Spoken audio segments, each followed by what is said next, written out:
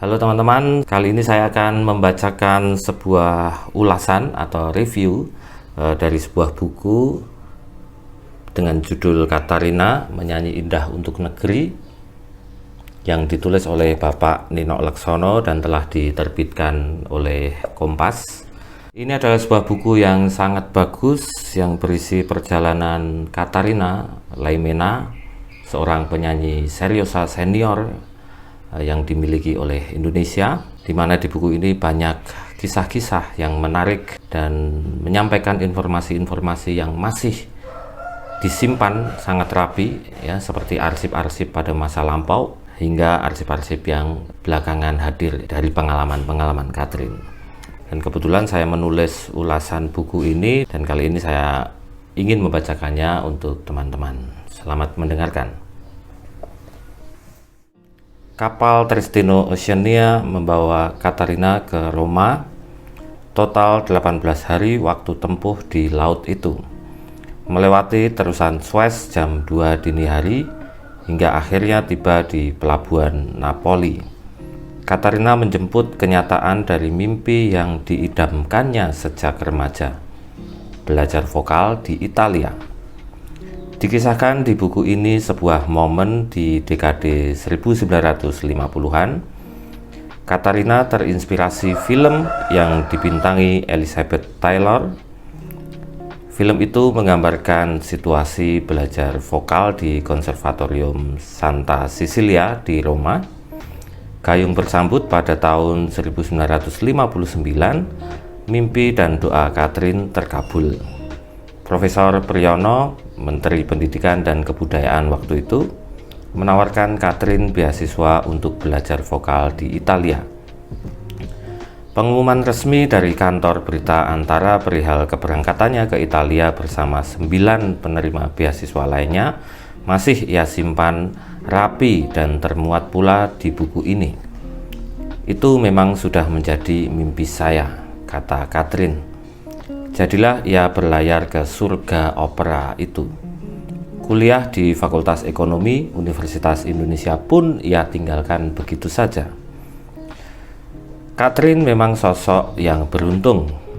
Ia putri dari Dr. Johannes Laimena, seorang menteri paling jujur di era Soekarno.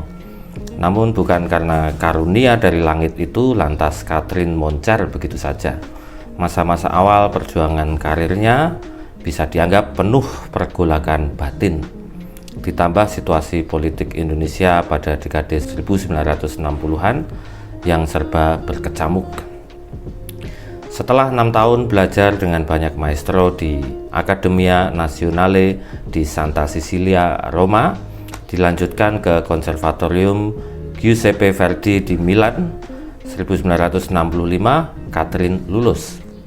Tahun 1966, Katrin memutuskan menikah dengan Dr. Anton Warsadi Wiryadinata yang sudah cukup lama dikenalnya. Bisa dikatakan momentum Katrin belajar di Italia dan momentum menikah lalu merintis karir di Indonesia adalah dua fase perjalanan Katrin sebagai abdi bangsa di dunia menyanyi seriosa dan opera. Katrin mulai aktif menyanyi di beberapa kota, antara lain Bandung, Jakarta, Surabaya, Yogyakarta. 1969, Katrin mendirikan Sanggar Suswara yang kemudian berkembang menjadi Suswara Opera Company. Lambat laun, fokus dan pilihan dedikasinya adalah di dunia pendidikan. Katrin terbukti berhasil melahirkan generasi penyanyi hebat, baik di bidang musik klasik, khususnya seriosa dan opera, maupun di bidang musik populer. Afif Priyatna, Aneng Katamsi, Binu Sukaman, Joseph Kristanto adalah beberapa contoh murid sukses yang tersebut di buku ini. Di dalam skena musik populer, kita mengenal nama Krisdayanti dan Gita Gutawa yang merupakan dua contoh muridnya yang juga berhasil. Ibu Katarina bagi saya adalah maha guru, bukan sekedar guru, kata Krisdayanti. Bab 6 buku ini menjadi penekanan tersendiri karena isinya bisa diterapkan oleh siapa saja yang ingin menekuni dunia tarik suara. Katrin menjelaskan soal tesitura, yang artinya kurang lebih jangkauan rata-rata sebuah lagu atau suara. Pesannya kepada penyanyi yang belajar agar menyadari kemampuan alaminya, kembali ke alam, namun juga mengembangkannya semaksimal mungkin tanpa harus memaksakan batas kemampuan. Buku 13 bab dengan total 216 halaman yang ditulis oleh Ninok Leksono ini memiliki kekuatan naratif yang sangat baik untuk menjelaskan sosok Katrin dari berbagai aspek, baik riwayat karir dalam bentangan yang luas, personalitas, sikap dan filosofi hidupnya, kesaksian tulus keluarga, dan para sahabat yang turut bercerita di buku ini. Tak hanya itu, buku ini juga didukung referensi-referensi yang memadai dan kontekstual untuk menjelaskan seluk-beluk opera maupun seni vokal. Tak kurang dari 8 buku tentang opera yang dijadikan rujukan oleh Ninok. Dengan demikian, buku ini menjadi sangat informatif. Di dalam buku ini kita juga menyaksikan tidak kurang dari 103 gambar-gambar bersejarah yang mempunyai nilai informasi tersendiri dan otentik. Mulai dari potret keluarga, pengalaman pentas, poster-poster, dan menarik pula ada sebuah foto ketika Katrin menari lenso bersama Presiden Bung Karno di Roma. Semua itu masih tersimpan dengan baik. Dan itu merupakan bukti bahwa Katrin juga merupakan pengarsip yang baik. Melewati puluhan tahun eksistensi, lebih dari 70 tahun semenjak aktif menyanyi, dengan berbagai gelombang kehidupan yang dihadapi Katrin, bukanlah perkara yang mudah.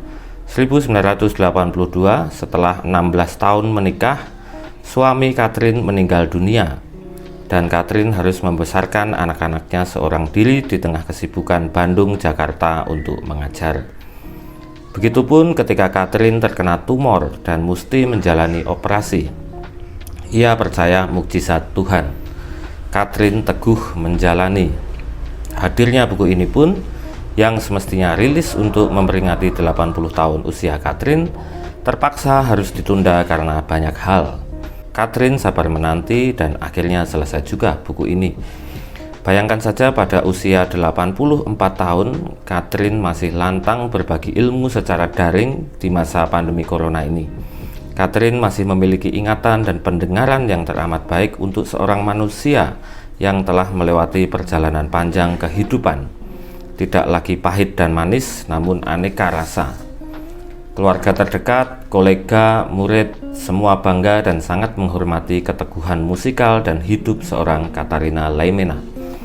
Profesor Tuti Herati Ruseno menyebut di buku ini bahwa Katrin telah mencapai lifetime achievement. Ia melewati lebih dari kodrat rata-rata usia orang Indonesia perempuan yang umumnya hanya mencapai 74 tahun. Semoga semua terus bergairah, jangan berhenti di saya. Semua harus menghasilkan penyanyi-penyanyi untuk masa mendatang. Pesan Katrin yang tentu secara spesifik ditujukan untuk pewaris-pewaris ilmu dan semangatnya membina seni vokal di Indonesia. Buku ini alangkah baiknya juga dibaca oleh penyanyi-penyanyi muda, tidak hanya di lingkup musik klasik, seriosa atau opera saja, namun juga calon penyanyi untuk semua jenis musik. Relevan menurut saya di tengah maraknya penyanyi-penyanyi instan di zaman digital sekarang ini, di mana mereka kurang memedulikan teknik bernyanyi, bahkan menisbikan perjuangan kecuali ingin viral dan ingin uang. Maka buku ini hadir sebagai penyeimbang yang membawa pesan cerah dan mulia. Buku ini adalah alarm yang tajam untuk mengingatkan pentingnya martabat seorang penyanyi dijaga sekuat jiwa.